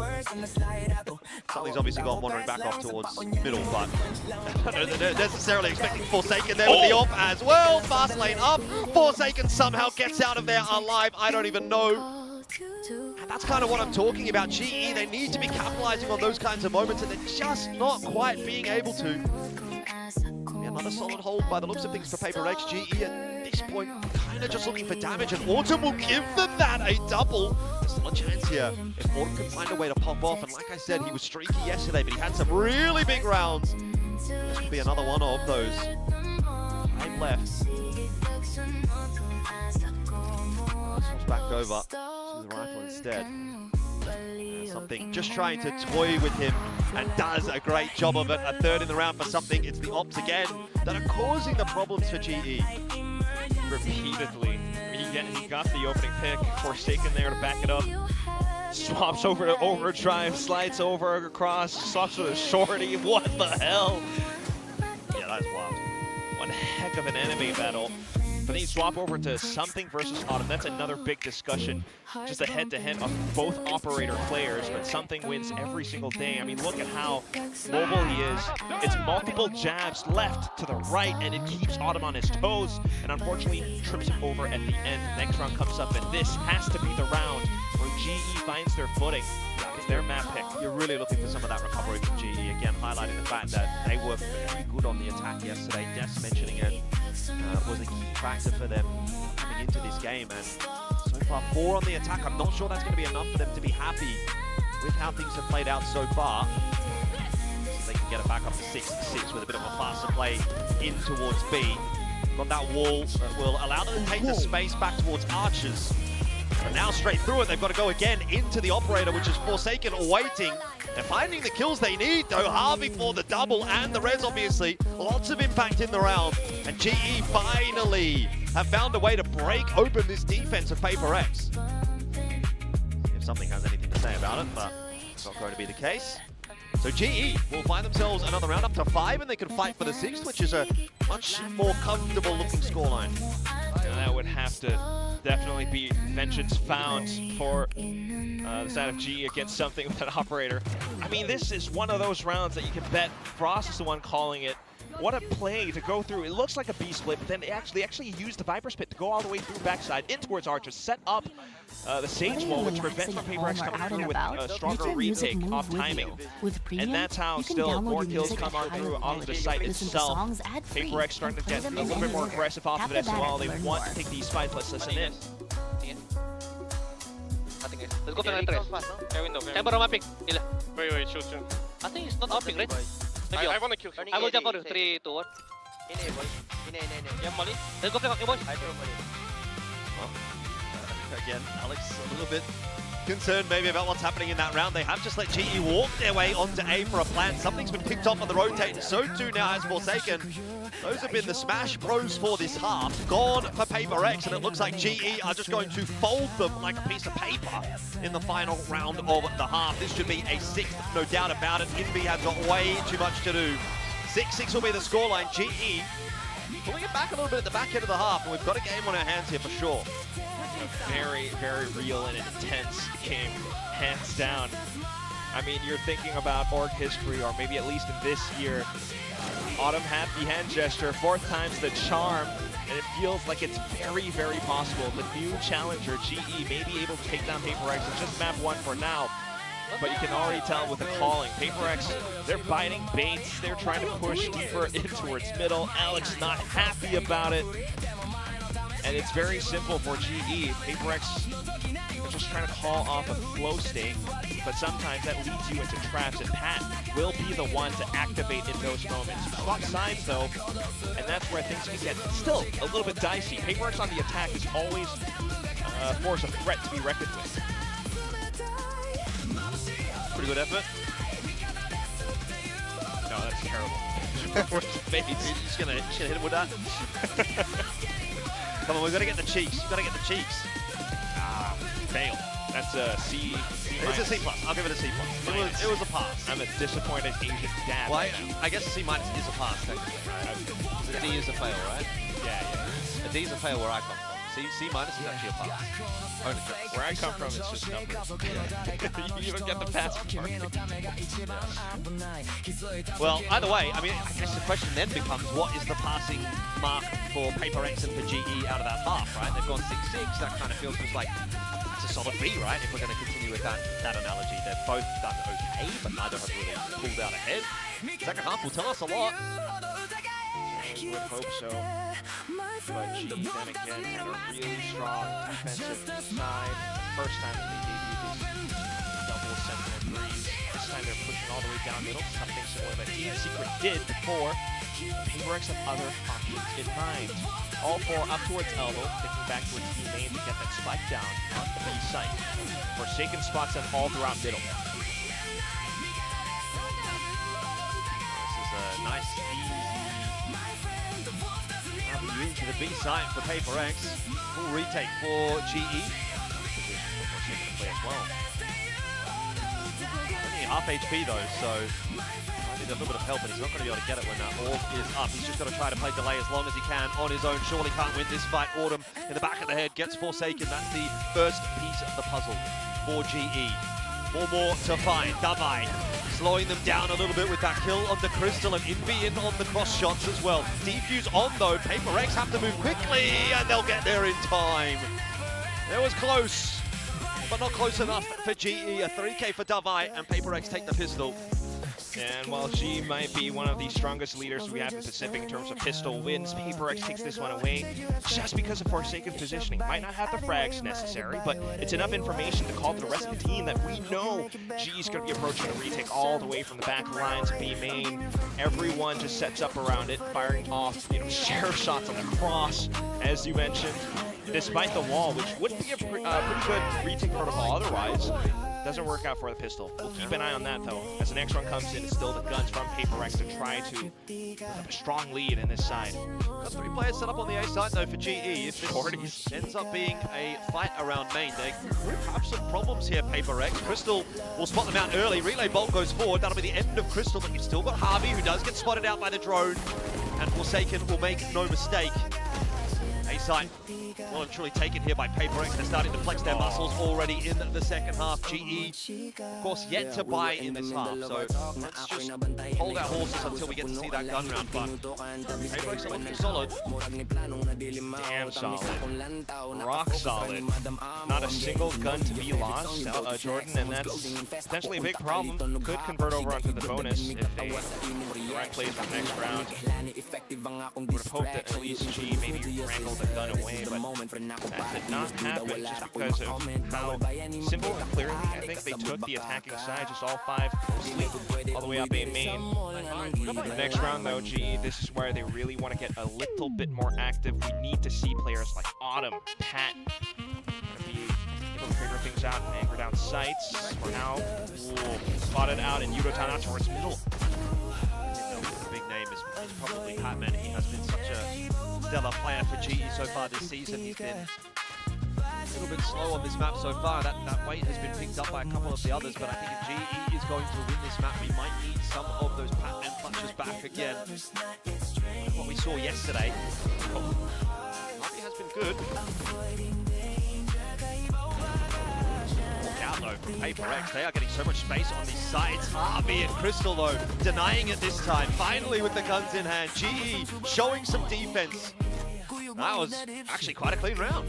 Yeah, this is one of those very well put together way before they even stepped foot into the server. Can tell that's exactly what this competition was built for.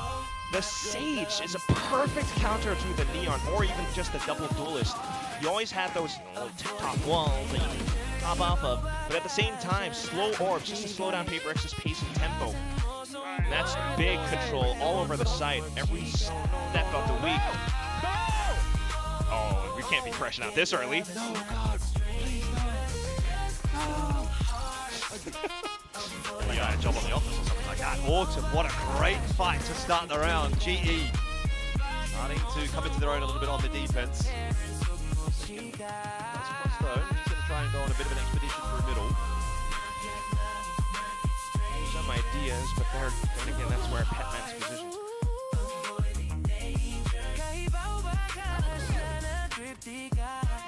To end up back on the ace side, but Yudotan's already marking this angle, has support from Autumn as well. Good setup. Autumn and Yudotan watching the line that Paper X are just going to contact onto. Surely that can't go well. 1 for 1. Not really enough as far as Paper X are concerned, and Patman picks something out of middle as well. Round is falling apart for Paper X. A lot of individual skirmishes not going their way. He did. Saw Forsaken. He's going to try to regroup with the Vi. But unfortunately, without the numbers in this round, it's pretty much a foregone conclusion. At the same time, Crystal's already extending his feet. Yep, he'll be fast on the rotate if necessary, but the way things are looking, I don't know that it'll be necessary. Harvey having a great game. 16 and 8, very much leading from the front now for GE. Keeping them in the fight. I mean, look, 8-8. It's a very respectable total right now against Paper X, which is dubbed by a few to be maybe the best team in the world. I mean, I don't like that TPD. I feel like this lead is just going to continue building up, though, at least until Alex maybe calls in a timeout or finds some way to crack GE's defense, because you take a look at this composition. Walking the B side, Pat's there, maybe alongside Javi or Autumn. That's always going to be a trap. You walk in the A, Yudotan's marking mid, and you've got more players, especially Javi, who's consistently slowed down his opposing team, that even if you walk back through middle, you know, Pat's always able to turn his head on a swivel, and it's so darn difficult to be able to break down this defense. You need to really slow down the pace, find some kind of a pick, bit by bit, fade out more bits of utility from this GE core. Otherwise, you're running and slamming headfirst into a very, very solid steel wall. Right now, of course, though, for the upcoming rounds, probably not going to be able to expect too much with the current economy that Paper X will have. I mean, you asked for it, and there it is. That's that timeout from Paper X. By the way, in the first half, after the timeout, they lost the next round, but that was the round they didn't buy into. And then they went on to win 4 in a row. So, if that's going to be the same kind of impact that Alex is able to have, then you're going to set yourself up pretty nicely. Similar things could be said about GE, though. They called their timeout. They won the next, like, what, 3 rounds or so? Well, it's 5 in a row, actually, by the way. Oh, yeah? 4 there for Paper X by mistake, but either way, I don't think it'll be coming in this round, although, you know, there's a bit of an investment here for Paper X, so we'll just see what they can put together. They are one of those kinds of teams that... They were deadly with those shares before. Yeah, sort of makes magic out of nothing. Real careful for now. Already baited out one slow, which tends to happen quite often, but thinking to just start off with a bit of conditioning while then peeking over in towards B main, but Autumn's perched up top an angle that Paper X might not expect. Pat still has to stay back to delay even further as well for more rotations to come across. A long rotate here for GE. If Paper X inevitably take this side. Autumn up on high, has not been spotted just yet, and there is no entry allowed into the B side. Both Autumn and Patman delivering on the initial hold. And that has PaperX stalled in their tracks. Envy and Davai, though, making this interesting. Shots come through, though, for Yutatan. And don't get too excited if you're a PaperX fan. That's another one that's gone the way of GE. 9-8, they claim the lead once again. And it feels like it won't even matter too much. 3 guns dropped away, but GE just has built up so much bank. At least, probably won't be able to play this sort of one-and-done position any further. PaperX might start to expect it, but then again, it's going to be mind games. So once again, just curious to see what the call is going to be after that tactical timeout. You gotta be kidding me, man! Because they are in that danger territory. They really need to bring up some rounds together. Let's listen in, PaperX.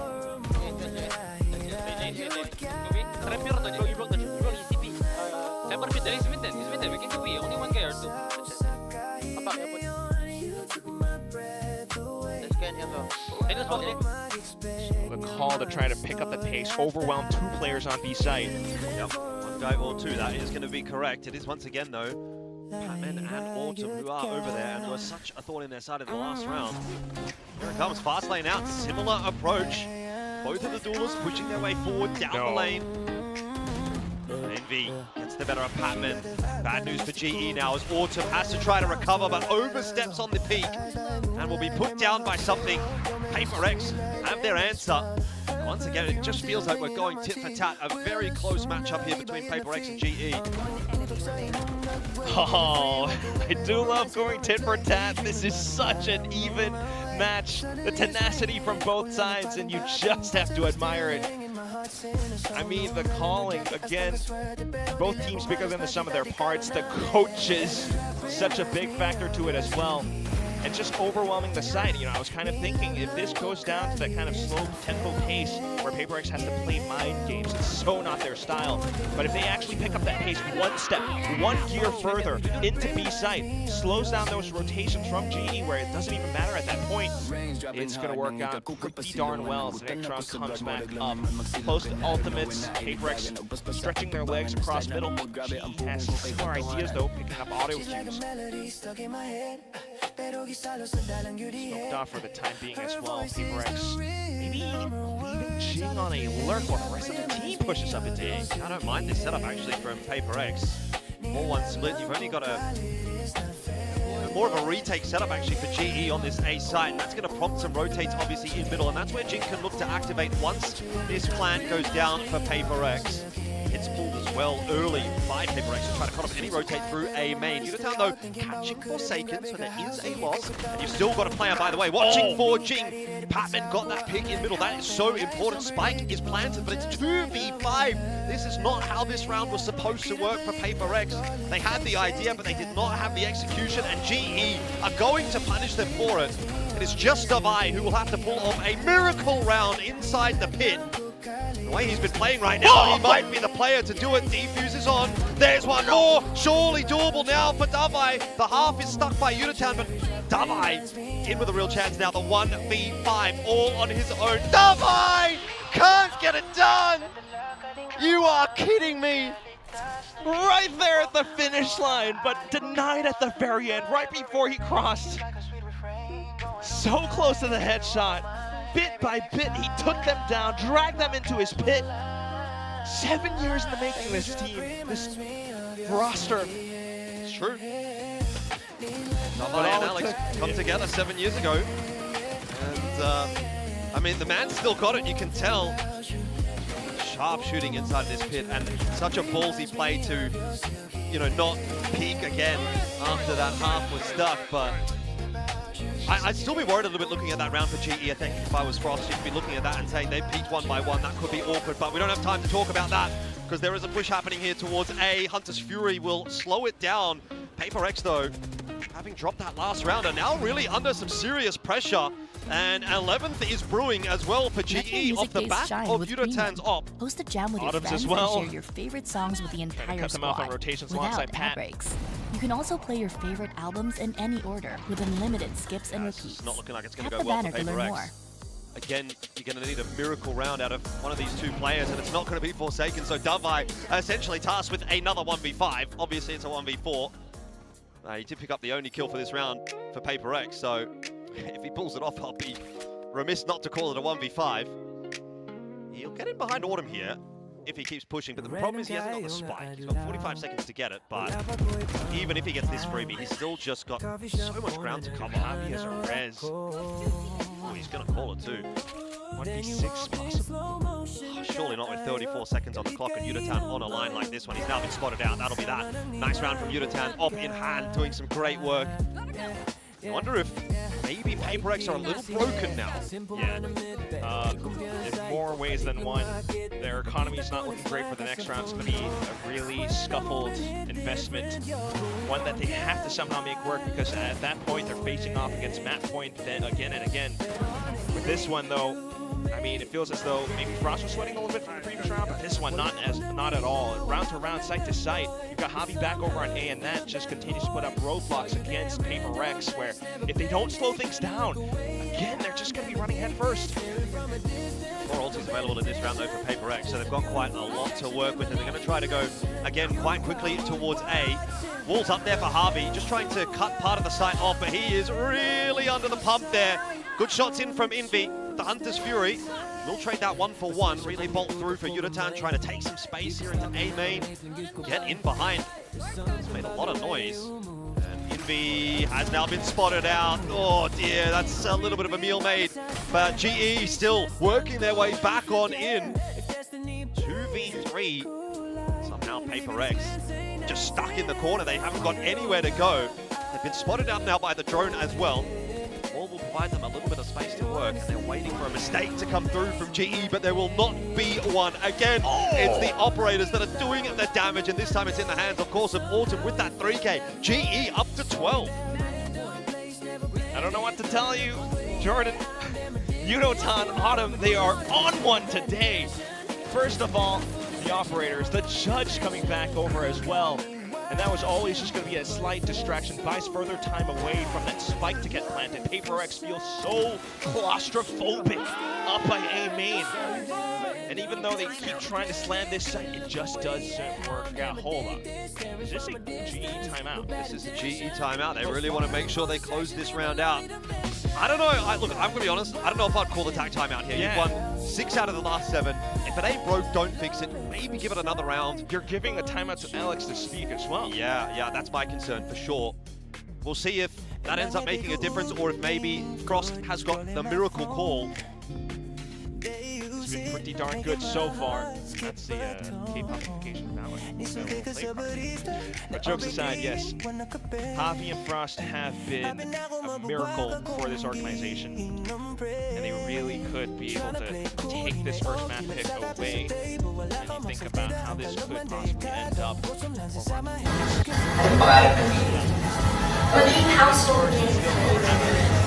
Beanie everywhere and they've been trying to slam sites. They've been trying to go a little bit slow back over. Kane will check. Doesn't work out. Kid. Now, I wonder what the call is going to be from Alex, though. To come into this one against Spectre, you really just play close range against a team that has long range weaponry. That'll make it happen now. Chance to use these ultis in the next round if it is the end of the map. So Paper X will pull out Bladestorm early. I'm taking a bit more of a reserved approach. I wonder if Paper X is just out of ideas. They've kind of tried fast, they've tried slow, they've tried B, they've tried A, they've tried mid. It's all not really working. Eventually they're going to pull the trigger once again over towards A, which is where Autumn is waiting with that operator. That's so intelligent. Autumn either gets the first pick, or if not, you just go in full and retake. Oh, that was close. No connection. So 5-on-5 for the retake. Yeah, Paper X doesn't have guns. She has held on to all this utility, recon, slows, Yutatan with the relay bolt, everything. Oh, where's that come from? Forsaken's got no idea. He's just been picked out of nowhere by Autumn. And missed shots in from something as well. This is starting to get awkward for Paper X. Someone's got to step up. It'll be Envy and Jing for the moment that are starting to try to stabilize, but it's not enough. Envy gets one more, but he needs another 2, and he's only on 34 HP, and he's only got 2 bullets. Surely this is an impossible clutch. There's one, but he's run out of shots. No! Oh, we'll get it done. GE will take map 1. The defuse secured. 13-9 will be the score, and Paper Rex can't get it done this time. Not quite.